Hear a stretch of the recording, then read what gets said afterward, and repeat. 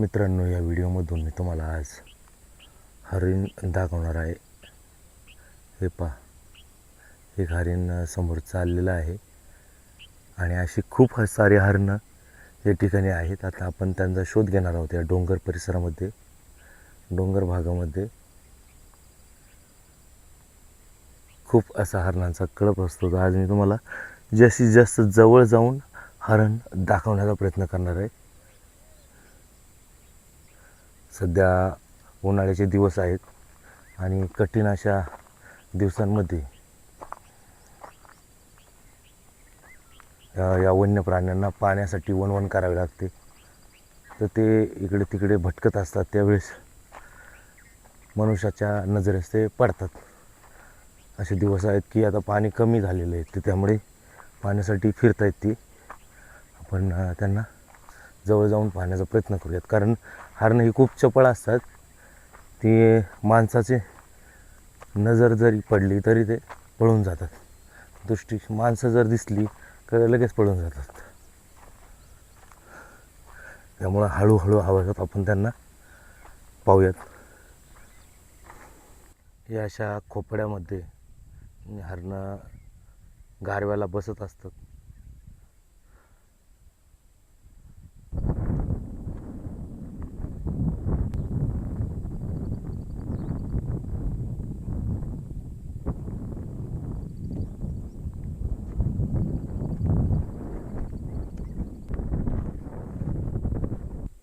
आज खास आपण हरणं पाहण्यासाठीच या ठिकाणी आलेलो आहे.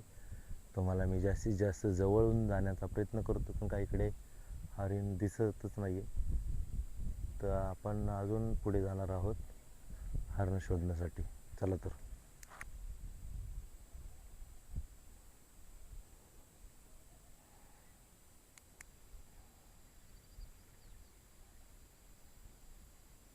भर उन्हाळ्यातही ही काटेरी झुडपं कशी बहरलीत पहा, हिरवाईने नटलेली आहेत.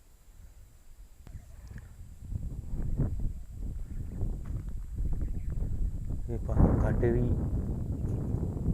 काटा किती मोठा आहे. खूप सुंदर असं काट्याचं झाड आहे. पण हा काटा किती मोठा आहे पहा मित्रांनो.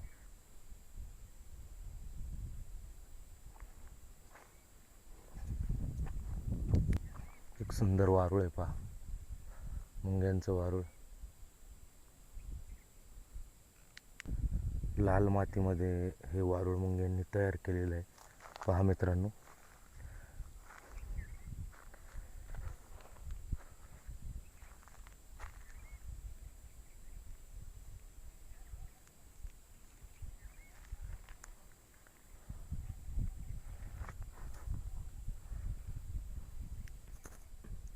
सर्प आपण म्हणतो आयत्या बिळात नागोबा, तर खरं आहे, ही म्हण खरी आहे की वारूळ हे मुंग्या तयार करत असतात. तर कुठलाही साप हा वारूळ वारूळ तयार करत नाही. मुंग्या वारूळ तयार करतात आणि त्यामध्ये थंडावा असल्यामुळे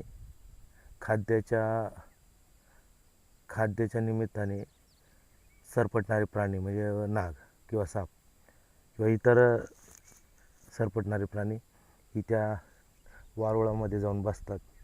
त्यांना आयतं घर मिळतं, त्यामुळे ते म्हण आहे की आयत्या घरात नागोबा.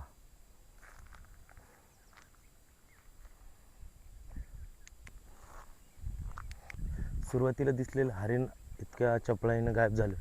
पाहत हरिण एवढं चपळ असतं की दिसता क्षणी गायब होतं ते.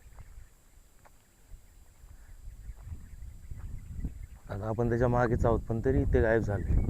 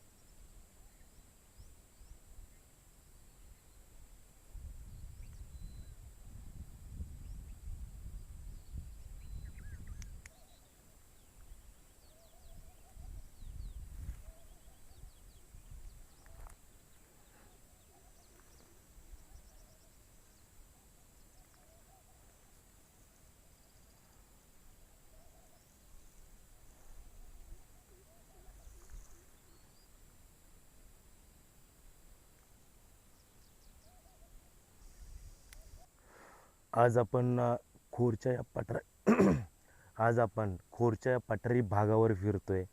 इकडं पूर्ण हा जो पठारी परिसर आहे वन विभागाच्या हद्दीमध्ये येतो. काही खाजगी मालकीची जमीन आहे आणि इकडे हरणांची संख्या खूप मोठ्या प्रमाणात आहे. आणि इकडं हरणांची संख्या खूप मोठ्या प्रमाणात आहे. आपण पाहतोय की हरणंही आहेत, इतर प्राणी छोटे मोठे दिसतात. हरणं कशी आता लाजून बुजून राहतात, त्यामुळे ती सहसा पाहायला मिळत नाहीत आणि त्यांनी आपल्याला पाहिलं का ते लगेच पळून जात आहेत.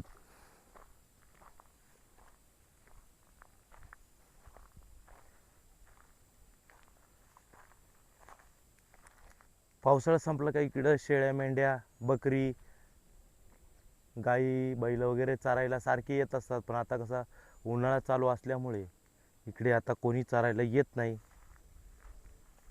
कारण इकडे हिरवा पाला शिल्लक नाही मुळात. तर एकदा पावसाळा येऊन गेला की मग इकडं पाण्याचं प्रमाण मोठ्या प्रमाणात राहतं. पाणवठे पण असतात.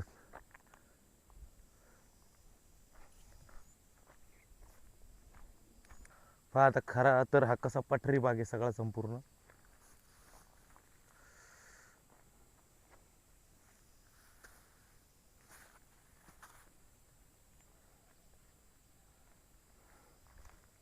पहा आता कसा एक भाग आहे, पूर्ण हिरवागार दिसतो गडद. पाण्याचं प्रमाण कमी असूनही हा पूर्ण जो भाग आहे हा पूर्ण हिरवागार दिसतोय.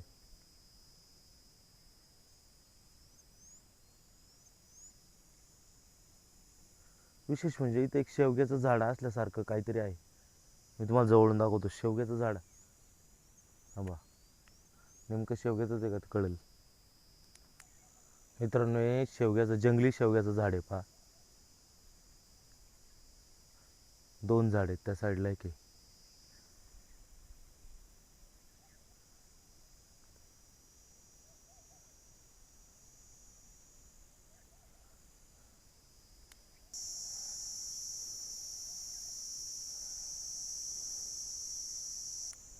तर डोंगरावरून चालत चालत येऊन आपण या ठिकाणी पाण्याचा जो प्रवाह आहे तिकडे उतरत आहोत. तुम्हाला दाखवतो आता हा पाण्याचा प्रवाह. म्हणजे आत्ता पाणी नाही आहे, पण इकडे ज्यावेळेस पावसाळा असतो त्यावेळेस खूप मोठ्या प्रमाणात पाणी इकडे असतं.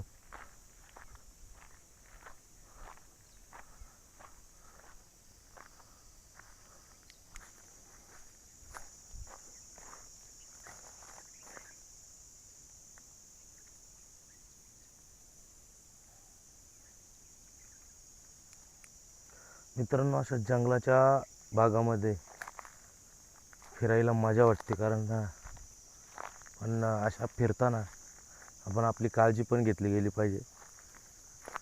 हे बघा, भरपूर प्रमाणात काटे बिटे असतात. इकडून टोचतात तिकडून टोचतात, कॅन्डी फाडतील दुसरं काय.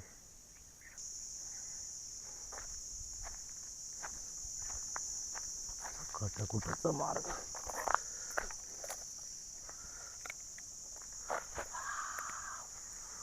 पायात काटे घुसते बरं का, काळजी घ्यायला लागती.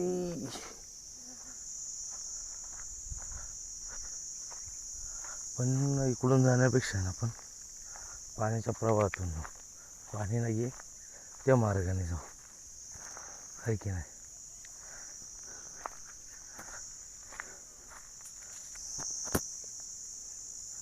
पाण्याचं प्रमाण शिल्लकच नाही आहे, कारण आता उन्हाळा कडक होत चालला आहे.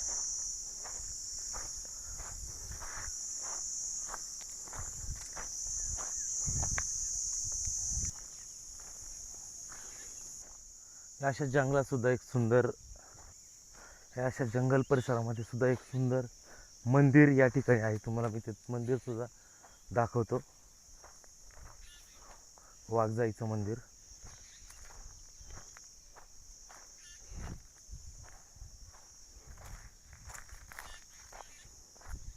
हे पहा,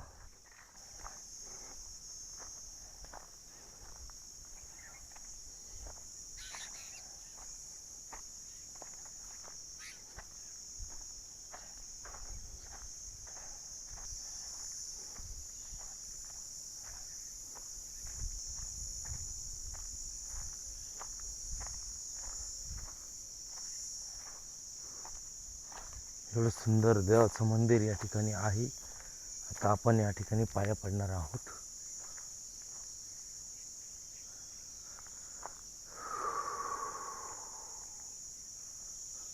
खडकामध्ये असलेले देवाचं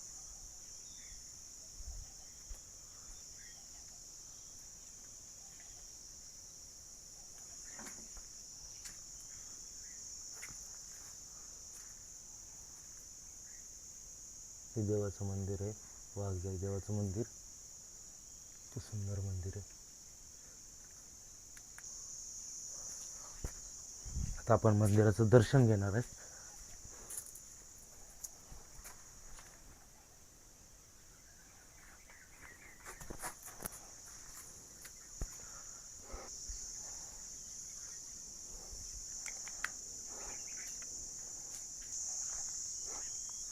पहा हे सुंदर परिसर.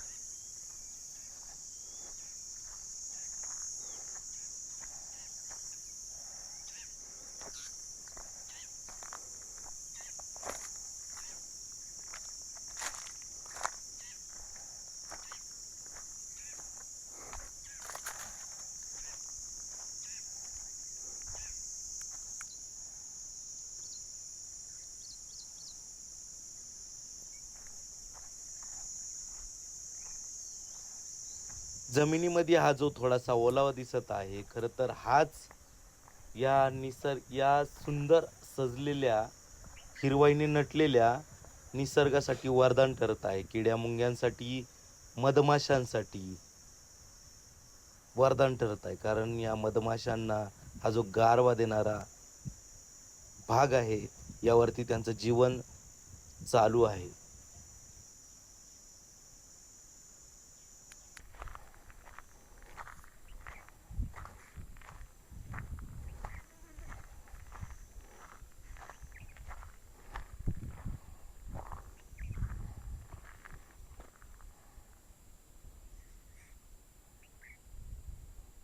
चला तर मित्रांनो, तुम्ही हा छानसा निसर्गाचा सुंदर सृष्टीचा व्हिडिओ मन लावून पाहिला, त्याबद्दल तुमचे मनपूर्वक आभार. भेटू अशाच एका नवीन व्हिडिओमध्ये. हा तुमचा मित्र किरण सोबत.